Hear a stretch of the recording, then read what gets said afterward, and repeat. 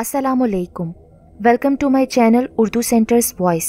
तमाम video updates के लिए उर्दू सेंटर्स वॉइस को सब्सक्राइब करके बेल नोटिफिकेशन को ऑन कर दें।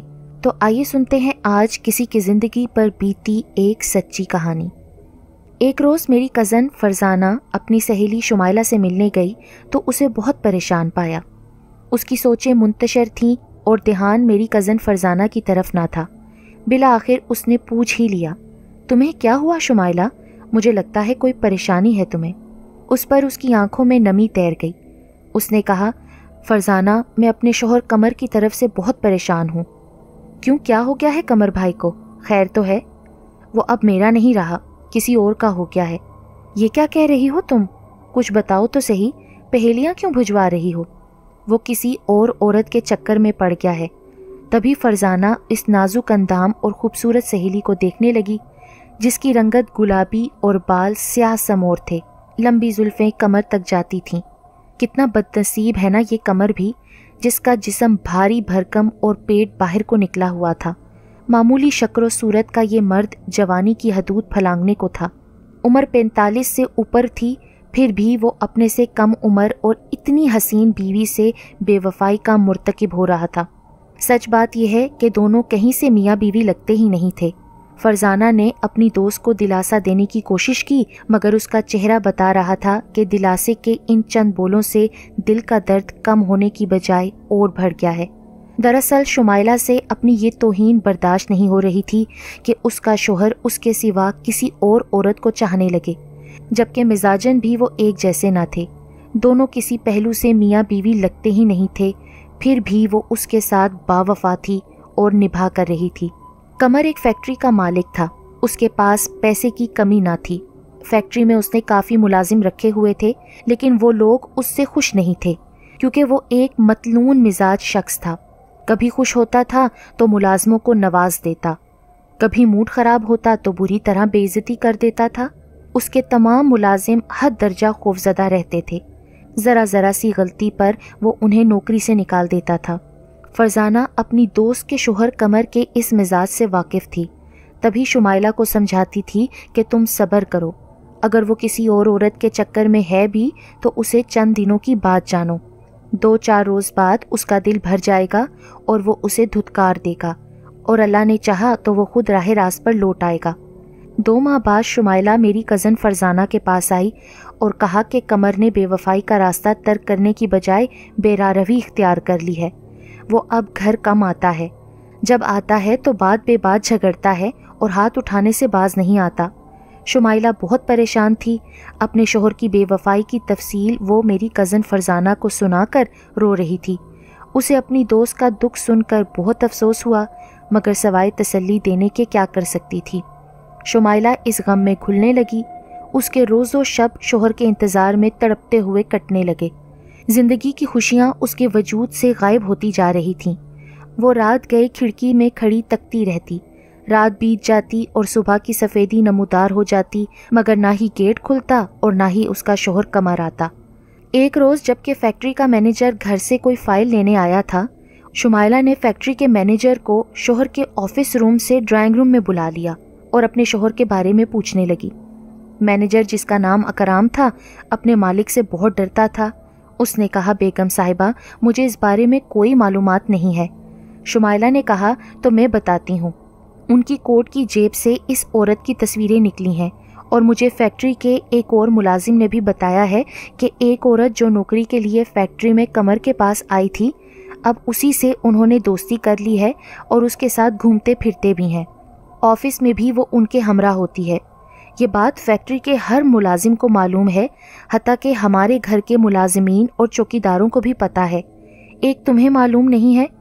उसने वो तस्वीरें भी मैनेजर को दिखा दी। अगरचे इससे पहले उसने कभी मैनेजर से बात नहीं की थी, ताहम अब उसकी हिम्मत जवाब दे चुकी थी। तमाम अहवाल मैनेजर को सुनाकर शुमाइला ने कहा, भाई, अब आप मशवरा दें मुझे क्या करना चाहिए, क्योंकि वो बहुत कम घर आते हैं, जब आते हैं तो झगड़ने लगते हैं। मैनेजर एक समझदार और पढ़ा लिखा इंसान था। उसने शुमाइला को सब्र की तलकीन की और कहा, मैडम, आप इस मामले में साहब से ज़्यादा मत उलझें। मैं उनका मिजाज जान चुका हूँ। वो उस औरत से शादी कर लेंगे या अल्लाह ना करे वो आपको तलाक दे देंगे और आपका घर उजड़ जाएगा।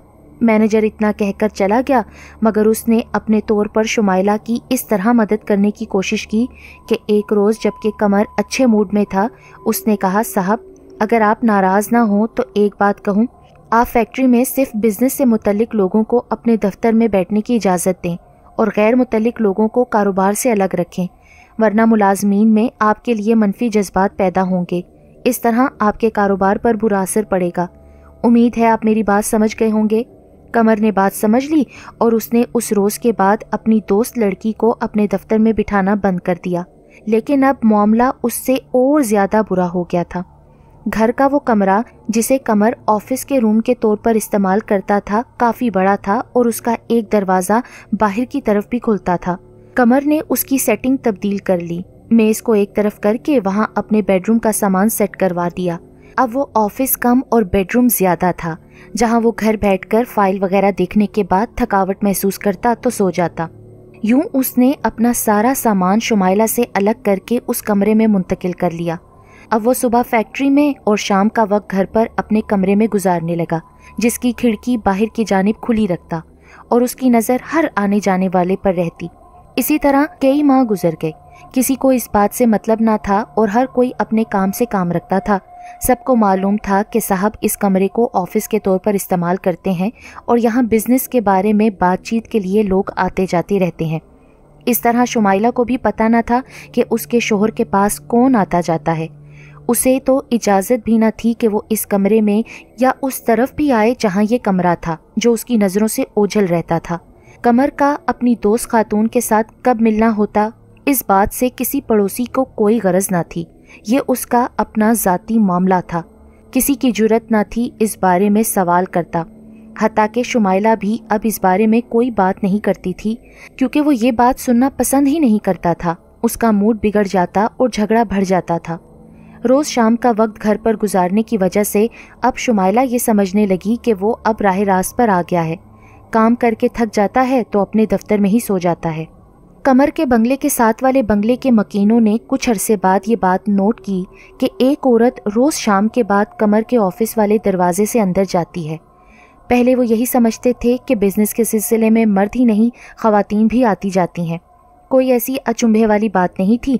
लेकिन जब एक अरसे तक ये सिलसिला जारी रहा कि एक औरत बाहर वाले दरवाजे से ऑफिस वाले रूम में जाती है और उसी से बाहर आती है, तो उन्होंने चैमगोइयाँ शुरू कर दी। यहाँ तक कि इर्द गिर्द के तमाम घरों में बातें होने लगीं। सारे ब्लॉक को खबर हो गई कि यहाँ कुछ अजीब सिलसिला चल रहा है। अब मोहल्ले की औरतें अपने दरवाज़ों में मखसूस वक्त में खड़ी होकर इंतज़ार करती कि देखें कब वो औरत आती है, कब जाती है। फैक्ट्री मैनेजर एक दो बार ज़रूरी काम से आया। उसने भी देखा कि जिस खातून को पहले फैक्ट्री ऑफिस में रोज़ बैठे देखता था, अब वो घर वाले ऑफिस में विराजमान थी। वो उसे देखकर खामोश रहा। भला वो क्या कर सकता था?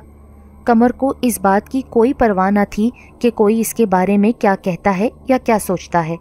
कमर अपनी दोस्त खातून की चाहत में ऐसा खोया कि सचमुच अपनी बीवी को भुला दिया। उसे ये तक याद ना रहा कि एक औरत शुमाइला नामी जो उसकी मनकूहा है, उसी के घर के दूसरे हिस्से में रहती है।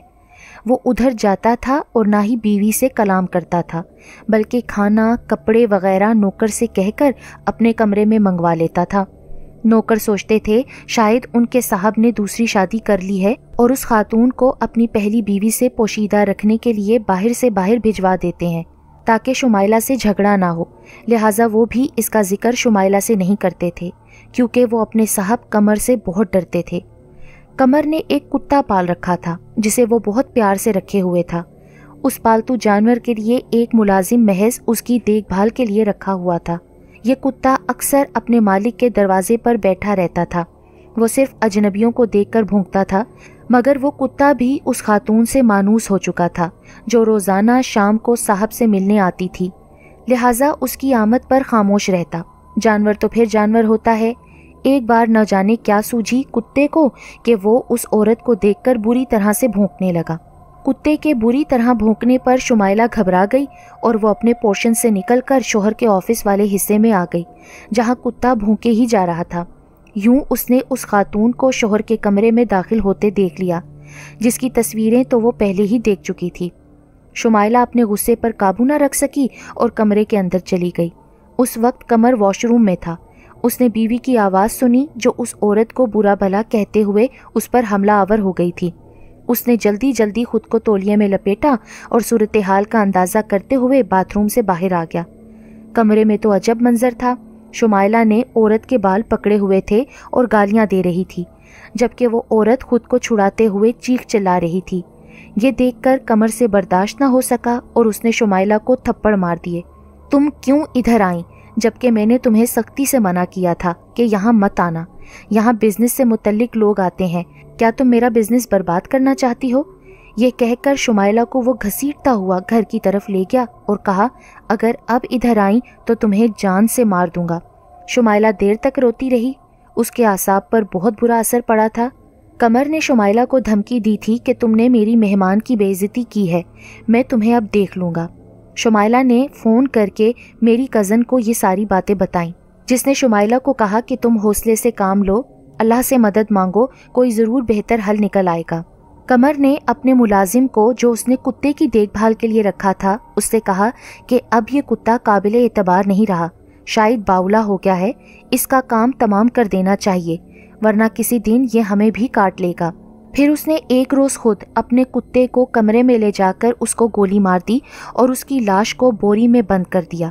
उस रात को लोगों ने गोली चलने की आवाज़ 2 बार सुनी थी। अगले रोज़ आधी रात को कमर ने अपने मुलाजिम को जगाया और कहा कि मैंने कुत्ते की लाश को बोरी में डाल दिया है और कार की डिग्गी में रख दिया है, अब चलो इसे दरिया में डाल कर आते हैं। वो बेचारा आंखें मलता हुआ साथ हो लिया। मुलाजिम से जब उसने बोरी निकालने को कहा तो डिग्गी में 1 नहीं 2 बोरियां थीं। कमर ने कहा, कुत्ता बहुत बड़ा था, 1 बोरी में नहीं आया तो मैंने उस कुत्ते के टुकड़े करके 2 बोरियों में भर दिए हैं, अब ये दोनों बोरियां दरिया में डालनी हैं। नौकर ने हुक्म की तामील की। काम मुकम्मल होने के बाद घर में वापस आया और नौकर को कहा कि अब तुम जाकर सो जाओ। खुद अपने बेडरूम में जाकर सो गया। उस रोज़ के बाद शुमाइला कुत्ते के साथ कहीं गायब हो गई। किसी ने उसे ना देखा। कमर से पूछने की किसी मुलाजिम में हिम्मत ना थी, लेकिन एक रोज़ जब मेरी कज़न फरजाना शुमाइला से मिलने के लिए गई तो उसने पूछा, शुमाइला कहाँ है? कोई भी दुरुस्त जवाब न दे सका। अलबत्ता एक मुलाजिम ने बताया कि कुत्ता बावला हो गया था, साहब ने उसे गोली मारकर लाश दरिया में डलवा दी है। ये सुनकर फरजाना का माथा तो ठनक गया। उसने मुलाजिम से कहा कि साहब ने किस जगह अपने बावले कुत्ते को गोली मारकर हलाक किया था।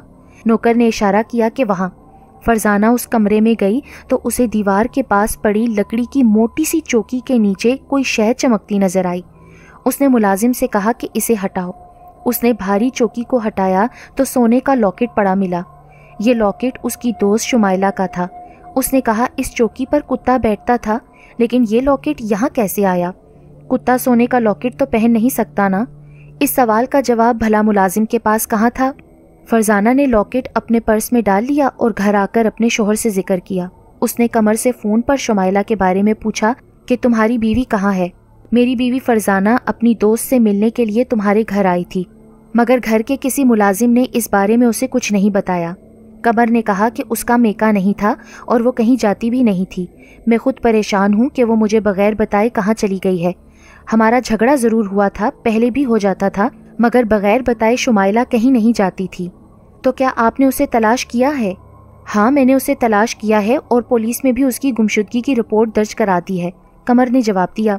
कुछ दिनों बाद एक शख्स पुलिस स्टेशन आया और बताया कि कमर का पालतू कुत्ता बावला नहीं था, वो ठीक है और उसे खुद कमर ने अपने एक दोस्त को दे दिया है, मगर मशहूर ये कर दिया है कि उसने कुत्ते को गोली मार दी है क्योंकि वो पागल हो गया था।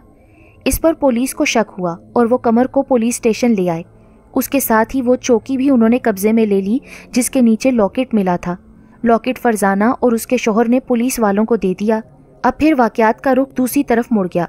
जब जिंदा कुत्ता भी बरामद हो गया है, सवाल उठा कि कमर ने गोली किसको मारी और बोरी जो दरिया में बुर्द हुई थी उसमें क्या था। मुलाजिम ने बयान दिया कि मेरे सामने साहब ने कुत्ते को गोली नहीं मारी थी और ना ही बोरी में मुर्दा कुत्ते को मेरे सामने डाला था। उन्होंने मुझसे जो बोरियां फिकवाई थीं वो बंद थीं, उनका मुंह सिला हुआ था। बोरियां काफ़ी भारी थीं। कुत्ता भी इतनी बड़ी जिसामत का था, मुझे कोई और गुमान नहीं गुजरा। जो मालिक ने हुक्म दिया था मैंने वैसा कर दिया। नींद से उठा था, आधी रात का वक्त था। वापस आकर मैं अपनी कोठरी में सो गया। पुलिस ने कमर को हिरासत में ले लिया और अपने हरबे आजमाए तो उसने सारी बात उगल दी कि शुमाइला को उसने हलाक किया था। गोली कुत्ते को नहीं बल्कि बीवी को मारी थी और बोरियों में भी उसी का तने मुर्दा था।